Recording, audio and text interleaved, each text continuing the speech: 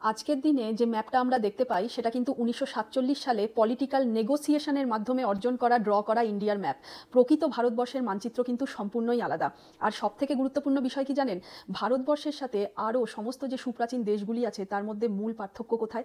বাকি সমস্ত দেশগুলির মূল ভিত্তি হলো রাজনৈতিক জাতীয়তাবাদ, পলিটিক্যাল ন্যাশনালিজম, সামরিক শক্তি, ভূখণ্ডের অখণ্ডতা, রাজনীতি, সরকার। আর ভারতবর্ষের প্রাণভোমরা হলো কালচারাল ন্যাশনালিজম, মানে সাংস্কৃতিক জাতীয়তাবাদ, যেটা কিন্তু অন্য কোনো দেশের প্রসঙ্গে আলোচনা করা হয় না।